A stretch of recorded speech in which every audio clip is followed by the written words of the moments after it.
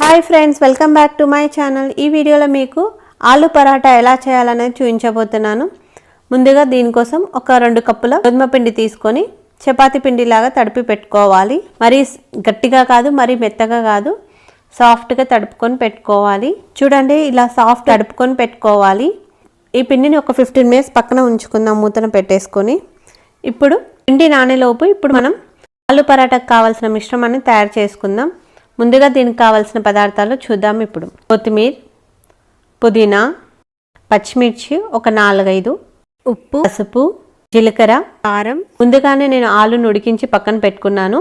ఆలు ఎప్పుడైనా ఉడికించిన తర్వాత ఇమ్మీడియట్గా పక్కన తీసి పెట్టుకోవాలి, లేదంటే అందులోకి వాటర్ వెళ్ళి మిశ్రమం మొత్తం చాలా మెత్తగా అవుతుంది. ఇప్పుడు ఈ ఆలును మొత్తం స్మాష్ చేసి మంచిగా నీట్గా ఉండలు లేకుండా మొత్తం నీట్గా స్మాష్ చేసి పెట్టుకోవాలి. చూడండి, ఇలా స్మాష్ చేసి పెట్టుకున్న ఈ ఆలు మిశ్రమంలో పుదీనా, కొత్తిమీర, కరివేపాకు, పచ్చిమిర్చి పేస్ట్లా చేసుకొని 1 స్పూన్ వేసుకుంటున్నాను. కారం తగినంత మీరు వేసుకోవచ్చు, ఇంకా ఎక్స్ట్రా కావాలంటే. ఉప్పు టేస్ట్కి తగినంత, 1 టీ స్పూన్ ధనియాల పొడి, పసుపు కొద్దిగా, జీలకర్ర 1 టీ స్పూన్, కారం కొద్దిగా వేసుకొని కలుపుకోవాలి. కారం, ఉప్పు మాత్రం మీ టేస్ట్కి తగ్గట్టుగా వేసుకోవాలి. ఈ మిశ్రమంని మొత్తం మంచిగా నీట్గా కలిపి పెట్టుకున్నాం. చూడండి, ఇలా సాఫ్ట్గా ఉంది. ఆలు మిశ్రమం కూడా రెడీ. చూడండి, పిండి ముందుగానే తడిపి పెట్టుకున్నాం కదా, చాలా సాఫ్ట్గా మృదువుగా వచ్చింది కదా. చేతికి కొద్దిగా ఆయిల్ అంటించుకొని తీసుకుని మనం చపాతీ పిండిని ఉండలుగా చేసుకొని ఒక్కొక్కటి పక్కన పెట్టుకుందాము. చూడండి, చపాతీ ఈ ఉండలని చేశాక నేను ఎలా చేస్తున్నానో చూడండి, అలానే చేయాలి సేమ్. మధ్యలో మాత్రం పిండి ఎక్కువగా ఉండాలి, అంచులకు మాత్రం తక్కువగా ఉండాలి. సేమ్ ఇదే విధంగా చేయండి. ఉండని ఇలా చేసుకున్న తర్వాత ఇందులో ఆలు మిశ్రమాన్ని ఒక ఉండలా చేసుకొని అందులో పెట్టుకోవాలి. చపాతీ ఉండ కంటే ఆలు మిశ్రమం ఉండ పెద్దగా ఉండాలి, అప్పుడే మీకు టేస్ట్ బాగుంటుంది. ఇక్కడ నేను ఎలా చేస్తున్నానో అలానే చేయండి.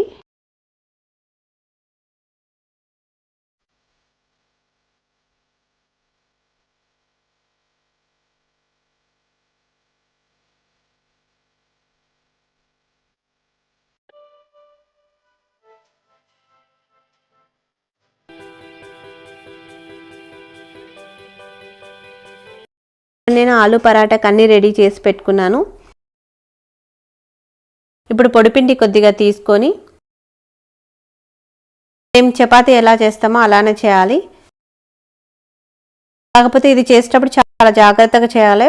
ఇది చపాతీ చేసినట్టే చేయాలి, కాకపోతే చాలా స్మూత్గా చేయాలి. లైట్గా ఇలా ప్రెస్ చేస్తూ చేయాలి, ఎక్కువగా ప్రెస్ చేయొద్దు. ప్రెస్ చేస్తే ఆలు మొత్తం బయటికి వచ్చేస్తుంది. పరోటా రెడీ అయిపోయింది. చూడండి, ఇప్పుడు ఈ పరోటాని స్టవ్ మీద ఒక పెంక పెట్టుకొని అది వేడి అయ్యాక పెంక పైన వేసుకోవాలి. ఒకవైపు కాల్చుకున్న తర్వాత ఈ పరోటాకి నెయ్యి కానీ ఆయిల్ కానీ వేసుకోవచ్చు. నేను నెయ్యి వేసి కాల్చుతున్నాను. నెయ్యితో వేసుకుంటే చాలా టేస్టీగా ఉంటుంది. 2 వైపులా నెయ్యి రుద్దుకొని కాల్చుకోవాలి. పరోటా రెడీ అయిపోయింది. ఇదే విధంగా అన్ని పరోటాలు చేసుకోవాలి. సూపర్ టేస్టీ పరోటా రెడీ అయిపోయింది. మీరు కూడా ఒకసారి ట్రై చేయండి. ఆలు పరోటా మసాలా పప్పు కాంబినేషన్తో తింటే చాలా బాగుంటుంది. ఈ మసాలా పప్పు ఎలా తయారు చేయాలనేది డిస్క్రిప్షన్లో లింక్ ఇస్తాను, చూడండి. ఎండ్ కార్డ్స్లోను ఐ కార్డ్స్లోను కూడా ఇస్తాను. Please subscribe my channel Naveen Swapna happiness. Thank you for watching. Keep watching. Bye bye.